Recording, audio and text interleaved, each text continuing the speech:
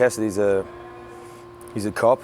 He was a good cop, and feels that he's been set up, and he's stuck in prison now for 25 years for a crime he believes he didn't commit. And the movie's basically about him trying to prove his innocence in the most extreme of circumstances.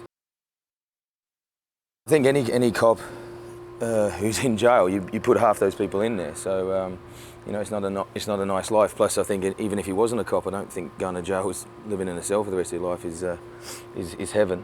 So he obviously has formulated a plan in 2 years to break out with the help of his brother. Maybe no one really knows. That becomes clear as the movie goes on, and basically just take his life to the extreme. He doesn't want to go on the run because he might get shot, but he wants to prove his innocence. His dad dies, and so he gets a leave of absence from the prison. And within that, I think he seizes the opportunity to escape, and we have a big crazy car chase through a cemetery, which I think is a bold move because the streets are small, the pathways are small, and it's an interesting kind of action scene.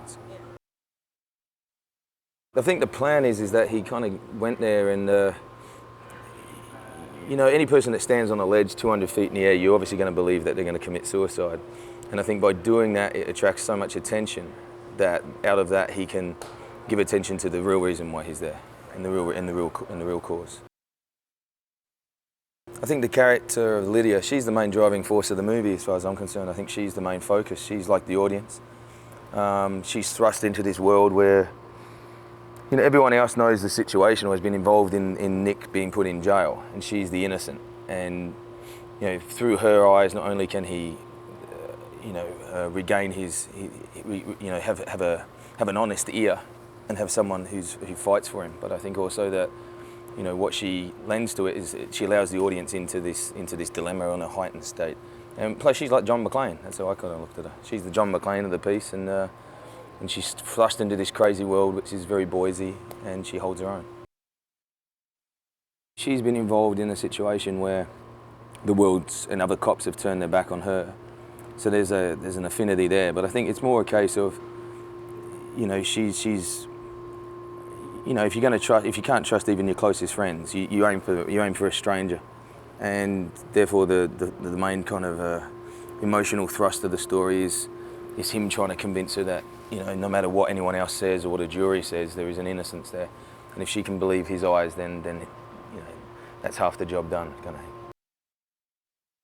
When you first hear the movie, you think it's just a gimmick, but essentially what we're trying to do is you see the expanding circles that one man's fight for freedom, how it ripples.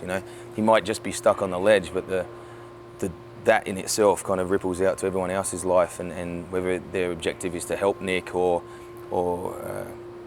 stop Nick. Just one man in a solitary position kind of really has an effect.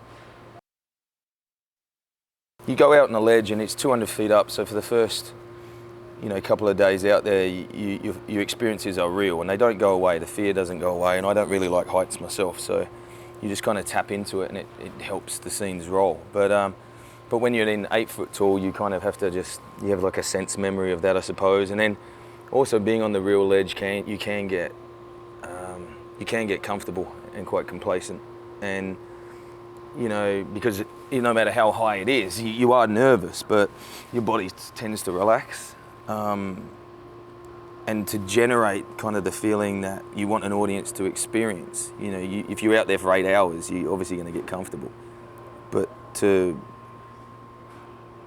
kind of like keep the audiences, give them what they expect, which is this immediate fear that this man can fall off any time. I saw his doco, and I loved it. I think it was one of the best docos I've ever seen. And it's very hard to go from that kind of anarchy to a structured anarchy, which is making a film, making a fictitious film. But he handles all the elements. This is a big film, to have as your first film, and he handles them with energy. He gets excited by what he's making, and you kind of have to calm him down sometime and go, otherwise we never get any work done. But I like that. At least it's not a negative energy. It's someone that is enjoying the process, is enjoying learning, and I've always said you're only as good as your other castmates and your director, and I feel safe around them. So hopefully it reflects in what I'm doing.